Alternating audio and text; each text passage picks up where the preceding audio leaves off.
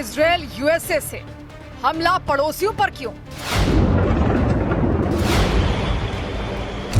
UAE और Bahrain क्यों आ गए ईरान के निशाने पर? मिडिल ईस्ट में तनाव अपने चरम पर है। अमेरिका और इजरायल पर ईरान के हमले ने पूरे मध्य पूर्व को आग की लपटों में झुलसा दिया है। ईरान ने अपने कई पड़ोसियों पर कहर बरपा दिया है। यूएई और बहरीन पर मिसाइल और ड्रोन हमले किए गए हैं, लेकिन तेहरान का दावा है उसका निशाना खाड़ी देश नहीं बल्कि वहां मौजूद अमेरिकी सैन्य ठिकाने हैं। पड़ोसी नहीं, अमेरिकी ठिकाने निशाने पर। ईरान साफ कह रहा है कि उसका हमला यूएई या बहरीन की सरकारों पर नहीं बल्कि उनकी जमीन पर मौजूद अमेरिकी सैन्य अड्डों पर है।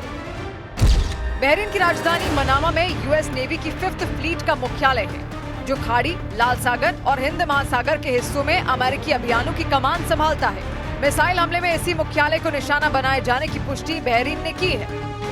संयुक्त अरब अमीरात में भी अमेरिका की सैन्य मौजूदगी सीमित लेकिन रणनीतिक रूप से बेहद अहम है।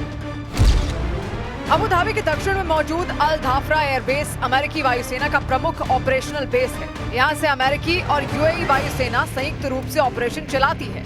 निगरानी विमान, फाइटर जेट और ड्रोन ऑपरेशन इसी बेस से संचालित होते हैं। इसके अलावा दुबई का जेबल अली पोर्ट मिडिल ईस्ट में अमेरिकी नौसेना का सबसे बड़ा पोर्ट ऑफ कॉल है।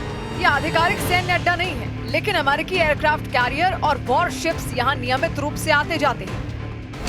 रणनीतिक दबाव या सीधा संदेश? जानकारों के मुताबिक ये हमले सिर्फ सैन्य जवाब नहीं बल्कि रणनीतिक दबाव की कोशिश भी है। ईरान चाहता है कि खाड़ी देश अमेरिका पर दबाव डालें ताकि उसके खिलाफ हमले रुकें। यानी तस्वीर साफ है, ईरान पड़ोसियों को नहीं बल्कि उनकी जमीन पर मौजूद अमेरिकी ताकत को संदेश दे रहा है। लेकिन इस जवाबी कार्रवाई ने पूरे मिडिल ईस्ट को अस्थिरता के नए दौर में धकेल दिया है।